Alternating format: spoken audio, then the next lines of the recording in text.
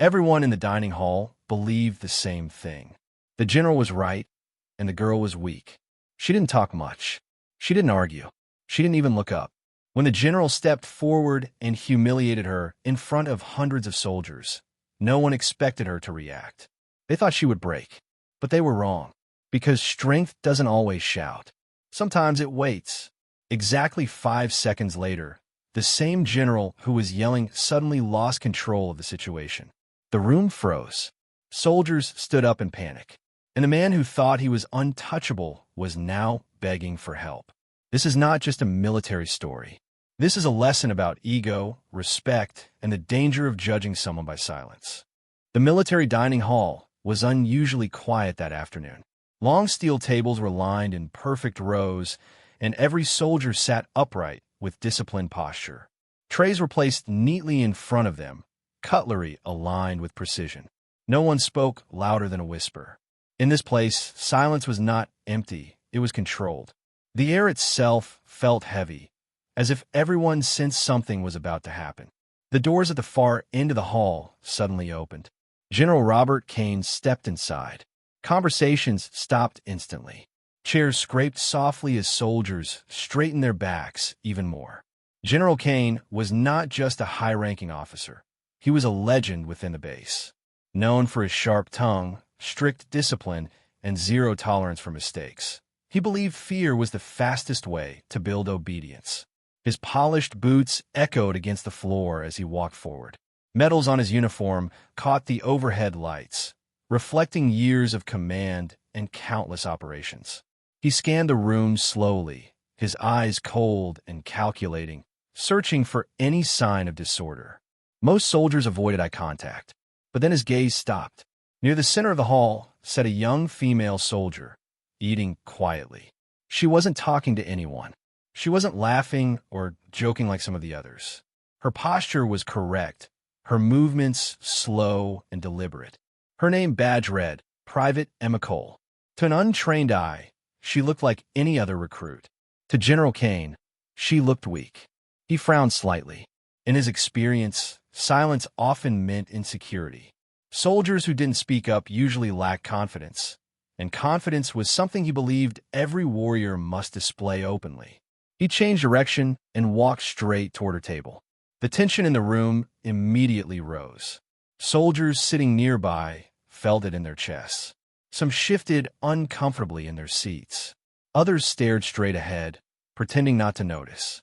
No one wanted to be involved when General Kane decided to make an example of someone. Emma noticed a shadow before she looked up. She raised her eyes slowly and met his gaze. There was no fear in her expression, no challenge either, just calm awareness. That calm irritated him. He stopped right in front of her. "You," he said sharply. Emma pushed her chair back and stood up instantly, just as she had been trained. Her movements were smooth, controlled, and respectful. "Yes, sir," she replied. Her voice was steady. The general looked her up and down, judging every detail. Her uniform, her stance, the way she held her hands behind her back. To him, she seemed too quiet, too reserved, too small to survive the brutal reality of military life. Around them, the dining hall was completely silent now. Hundreds of soldiers watched without moving. They knew this moment could change someone's career forever. General Kane leaned slightly closer. "This place is not for people who hide behind silence," he said. "The battlefield doesn't reward the quiet." Emma said nothing. She kept her eyes forward, her jaw relaxed, her breathing steady. What the general didn't know, what no one in that room knew, was that this silence wasn't fear. It was discipline. And within the next few moments, that misunderstanding would turn into a mistake he would never forget. General Kane's eyes remained fixed on Emma, as if he were searching for a crack in her composure. He had seen it countless times before. The subtle signs of fear, the nervous twitch of a hand, the shallow breathing of a soldier who knew they were about to be broken. But Emma showed none of it. That only fueled his irritation. "Do you really believe you belong in this uniform?" he asked loudly, ensuring every person in the dining hall could hear him. His voice carried authority, sharp and unforgiving. "Yes, sir," Emma replied without hesitation. The simplicity of her answer felt almost insulting to him. He let out a short, humorless laugh and turned slightly so others could see her. "This is exactly the problem," he said. "No fire. No presence. Just silence." He paused, then added, "Weakness." The word hung in the air like a slap. Several soldiers exchanged uncomfortable glances. Public humiliation was not unusual in the military, but something about this moment felt different. The general wasn't correcting behavior. He was asserting dominance. Emma remained still. Her shoulders were squared, her hands clasped behind her back. She stared straight ahead, following protocol perfectly. That restraint angered him even more. He stepped closer, invading her personal space. "On the battlefield," he continued, "your silence gets people killed. You hesitate. You freeze. And when that happens, others pay the price." Emma's jaw tightened slightly, but she said nothing. The general took that as confirmation. "See," he said, raising his voice. "She has nothing to say. No defense. No confidence." He lifted his hand and pointed a finger inches from her forehead. The room felt like it had stopped breathing. "This army does not need soldiers like you," he said coldly. "If you can't speak up, you don't belong here." A few soldiers shifted in their seats, tension visible on their faces. No one dared interrupt. No one dared challenge him. Emma finally spoke. "With respect, sir," she said calmly, "I follow orders." The general scoffed. Following orders is not the same as being strong. He shook his head, disappointed. Strength demands presence. It demands voice. And right now, you look like someone who would break under pressure. Emma lowered her gaze slightly, not in shame, but in discipline. What the general failed to notice was the subtle change in the room. A few officers standing near the walls exchanged knowing looks. They recognized something he didn't. Emma wasn't reacting because she didn't need to. She had been trained differently. As the general prepared to say more, his hands still raised, the balance of the moment began to shift. His confidence blinded him to the warning signs, the tightened posture of nearby soldiers, the sudden alertness in Emma's eyes. He believed he was in control. He was wrong. In just a few seconds, everything would change. And the man who had just labeled her weak was about to face the consequences of underestimating someone who had learned that true strength doesn't announce itself. The moment stretched longer than it should have. General Kane stood inches from Emma, his fingers still raised, his authority unquestioned, or so he believed. The dining hall was frozen in silence, every soldier caught between fear and anticipation. No one dared move. No one dared breathe too loudly. Then it happened. General Kane suddenly staggered. At first, it looked like nothing more than a brief loss of balance. He took a step back, his expression shifting from anger to confusion. His hand dropped from the air as he pressed his palm against his chest. The room changed instantly. Emma noticed it before anyone else. Her eyes sharpened, scanning his posture, his breathing, the slight tremor in his hands. Years of specialized training kicked in without conscious thought. This wasn't defiance. This wasn't retaliation. This was instinct. The general inhaled sharply, his breath uneven.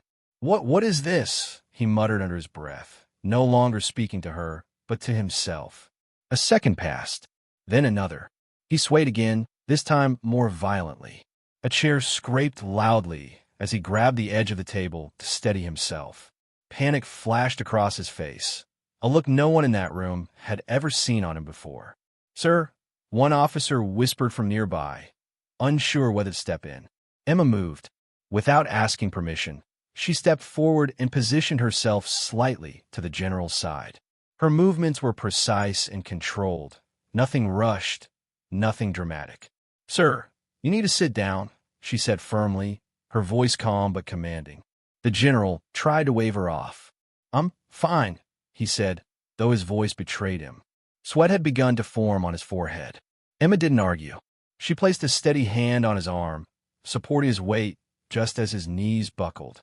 The room erupted in shocked gasps as the powerful general nearly collapsed in front of everyone. "Medic!" someone shouted. Emma guided him into a chair, her grip strong and confident. She tilted his head slightly, checking his breathing, his pulse, his skin tone. "Sir, you're experiencing a sudden drop in blood pressure," she said calmly. "You're going to be okay, but you need to stay still." General Kane looked at her, his eyes wide with fear. You know this?" he asked, his voice barely above a whisper. "Yes, sir," she replied. What he didn't know, what he had never bothered to ask, was that Emma had been trained in advanced combat medicine before most soldiers ever touched a weapon. She had seen men collapse under fire. She had kept people alive when seconds mattered. Around them, the dining hall was no longer silent. Soldiers stood up, whispers spreading like wildfire. The image of their unshakable general being supported by the very soldier he had just humiliated was burned into everyone's mind. The medic team rushed in moments later, but by then, Emma had already stabilized him. As they prepared to escort the general out, he grabbed her sleeve weakly. "Don't leave," he said. The irony was undeniable. Just minutes earlier, he had dismissed her as weak. Now, she was the only reason he was still standing. And in that moment, as the dining hall watched in stunned silence, the power dynamic shifted forever. The dining hall no longer felt like a place of discipline. It felt like the aftermath of storm. Soldiers stood frozen in disbelief as medics carefully lifted General Kane onto a stretcher. His face was pale now, the sharp authority that once defined him replaced by exhaustion and quiet shock. As they moved him toward the exit, his eyes never left Emma. She stood beside him, composed, hands behind her back once again. "Thank you," he whispered as they passed through the doors. It was the first time anyone had heard gratitude in his voice. Once the doors closed, the room slowly came back to life. Low murmurs filled the air. Soldiers looked at Emma differently now, with curiosity, respect, and confusion. The same woman who had stood silently under humiliation had just taken control of a crisis without hesitation. Moments later, Captain Lewis stepped forward. He was a senior officer known for fairness and calm judgment. "Private Cole," he said firmly, "come with me." Emma followed without question. They walked through long corridors toward the medical wing.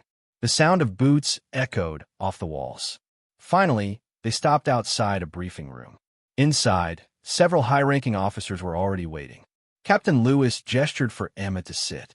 "Before anything else," he said, "we need to understand something." Emma nodded. Captain Lewis folded his hands. "You assessed the general's condition faster than our on-site medic." "What?" Emma took a breath. "Sir, I was trained to." The officers exchanged glances. She continued, "Before joining this base, I served as a field combat medic during joint operations overseas. My unit specialized in emergency response under fire." The room went silent. Captain Lewis raised an eyebrow. "That information wasn't in your visible service file." "No, sir," Emma replied. "It's classified under a restricted assignment." Understanding slowly settled in. One officer leaned back in his chair. "You weren't quiet because you were weak," he said. "You were quiet because you didn't need to prove anything." Emma didn't respond. Captain Lewis nodded. General Kane assumed silence meant fear. He was wrong. At that moment, a medic entered the room with an update. "The general is stable." It was a sudden cardiovascular episode triggered by stress. Captain Lewis exhaled slowly. "He's lucky someone recognized it in time." The medic glanced at Emma. "Very lucky." Later that evening, word spread through the base. Not as gossip, but as realization. Soldiers who had once overlooked Emma now whispered her name with respect. Some approached her quietly, thanking her. Others simply nodded when they passed. That night, Captain Lewis called Emma back to his office. "Private Cole," he said, "your skills are being wasted here." He slid a file across the desk. "You're being reassigned to a special operations medical unit. Effective immediately." Emma looked at the file, then back at him. "Yes, sir," she said calmly. As she stood to leave, Captain Lewis added, "One more thing. The general asked to see you when he recovers." Emma paused for a brief moment. Then she nodded and walked out. The truth was finally visible to everyone. Silence had never been her weakness. It had been her strength. The military hospital was quiet, far quieter than the base had been earlier that day. The steady beeping of monitors replaced the sharp commands and marching boots. General Kane lay in a private recovery room, staring at the ceiling, replaying the events over and over in his mind. For the first time in decades, he felt powerless. The door opened softly. Captain Lewis stepped inside, followed by Emma. General Kane turned his head slowly. The moment he saw her, something shifted in his expression. Not anger, not pride, but humility. "Private Cole," he said weakly. Emma stopped a few steps from the bed and stood at attention. "Sir." Captain Lewis remained near the door, giving them space. The general swallowed hard. "You saved my life." "Yes, sir," Emma replied, her tone neutral. He let out a slow breath. "I misjudged you." The words seemed to cost him more effort than any physical pain. "I mistook your discipline for weakness," he continued. "I let my rank blind me." Emma said nothing. General Kane turned his gaze away briefly, then back again. That dining hall, it was not leadership. It was ego.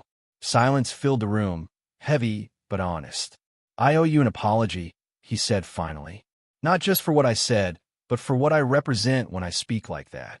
Emma's expression didn't change, but her voice softened slightly. "Apology accepted, sir." The general nodded, visibly relieved. Captain Lewis stepped forward. "General, there's something else you should know. Private Cole has been reassigned to Special Operations Medical Unit." General Kane looked surprised. Then he smiled faintly. "Good. That's where she belongs." He turned back to Emma. "You remind me of something I forgot. That true strength doesn't announce itself." Emma met his eyes. "Sir, strength shows itself when it's needed." The general chuckled quietly, then winced. "I suppose I learned that the hard way." As Emma prepared to leave, he stopped her. "Private Emma." She turned. "Thank you," he said again, "for your professionalism and for your restraint." Emma nodded and exited the room. Outside, Captain Lewis walked beside her down the corridor. "You handled that well," he said. "Thank you, sir." "Most people would have demanded acknowledgement," he added. Emma shook her head slightly. "The mission comes first." Later that week, General Kane returned to limited duty. But something about him had changed. His voice was calmer, his approach quieter. Officers noticed he listened more than he spoke. Word of the incident never became an official report, but its impact was felt everywhere. Emma, now working with her new unit, thrived in silence once again. Not because she lacked confidence, but because she had nothing left to prove.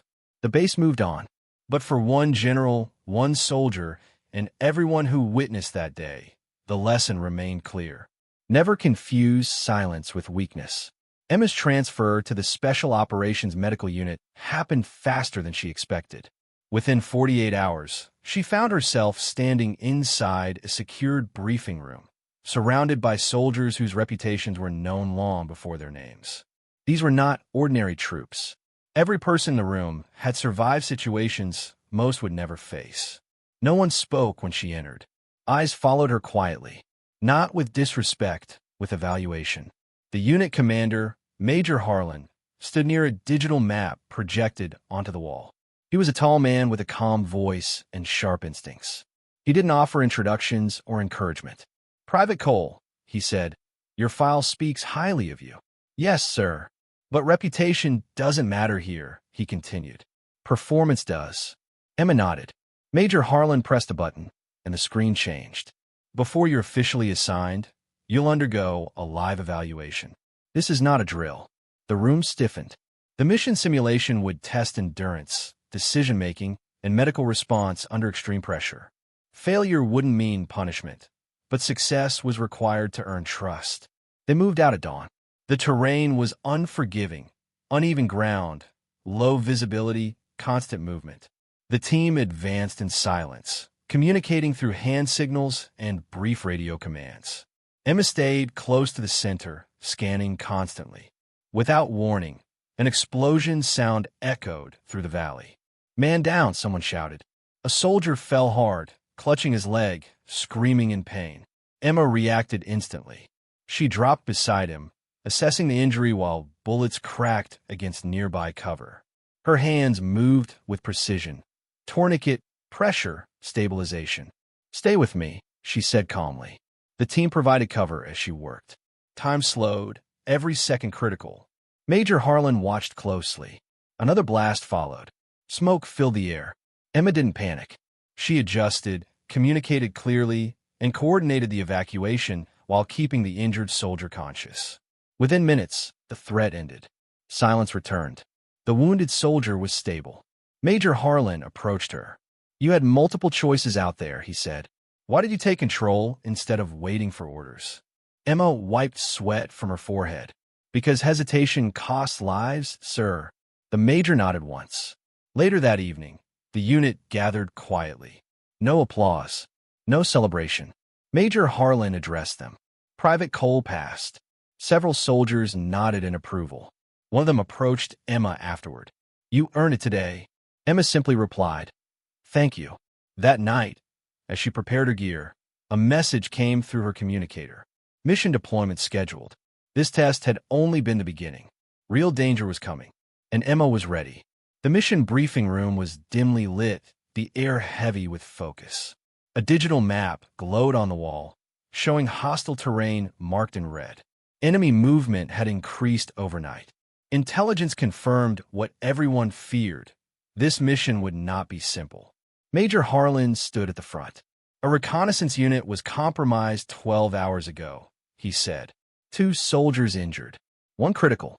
Extraction failed." Silence filled the room. "We're going in," he continued. "Primary objective, retrieve our people.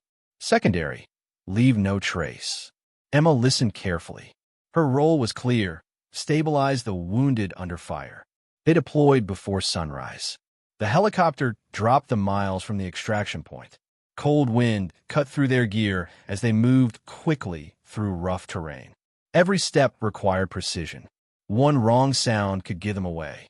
Suddenly, gunfire erupted. "Contact left," someone shouted. The team scattered into cover. Bullets tore through the air. Dust and debris exploded around them. Then came the call Emma feared most. "Medic, we got a casualty." She sprinted forward without hesitation. A soldier lay behind a broken wall, bleeding heavily from the abdomen. His breathing was shallow. Panic filled his eyes. Emma dropped beside him. "Look at me," she said calmly. "You're not dying today." Gunfire continued around them, but her focus narrowed. Hands steady, mind clear. She worked fast, sealing wounds, controlling bleeding, managing shock. She shouted clear instructions to the team, coordinating cover and movement. An explosion rocked the ground nearby. For a brief moment, everything went quiet. Then more enemy movement. "We need to move now," Major Harlan yelled. Emma secured the injured soldier and signaled readiness. 2 operators lifted him carefully. As they moved toward the extraction zone, enemy fire intensified. One wrong step could end everything. Emma stayed close to the wounded, shielding him when necessary, adjusting treatment as conditions changed. Finally, the sound they were waiting for echoed through the valley. Helicopter blades. Smoke grenades were deployed. The team pushed forward, lifting the injured aboard under fire. Emma was the last aboard. As the helicopter rose, bullets struck the side of the aircraft. Everyone held their breath. Then silence. They were airborne. Inside the helicopter, Emma continued working until the soldier's vitals stabilized. Only then did she allow herself to breathe. Major Harlan looked at her. "You saved his life," he said simply. Emma nodded. That was the mission. When they landed safely back at base, the reality of what they had done settled in. They hadn't just completed an operation. They had brought their people home. Weeks passed. The base returned to its rhythm. Training drills, briefings, quiet discipline. But something had changed. Emma's name was no longer spoken in whispers. She wasn't loud. She wasn't dramatic. She didn't seek recognition. Yet her presence carried weight. The soldier she saved recovered fully. Before returning to duty, he sought her out. "I wouldn't be here without you," he said. Emma simply nodded. "You would have done the same." General Kane watched these changes closely. One afternoon, he stood before a group of new recruits in the same dining hall where everything had begun. His posture was still strong, but his tone was different. "Strength," he said, "does not always look the way you expect." He paused. "Sometimes it's quiet. Emma stood at the back of the room, unnoticed, exactly where she preferred to be. Later that day, Captain Lewis handed her a small folder. Inside was a commendation for extraordinary service under fire. Emma looked at it briefly. "Thank you, sir," she said. But she didn't frame it. She didn't display it. For her, the reward had already been earned, in lives saved, missions completed, and lessons learned. Months later, new recruits would hear the story. Not as a rumor, not as a warning, but as a lesson. A general once mistook silence for weakness. He never made that mistake again. And neither did anyone else who truly understood what strength looked like. Because real power doesn't need an audience. It acts when it's needed. It speaks when it matters. And sometimes, it stays silent.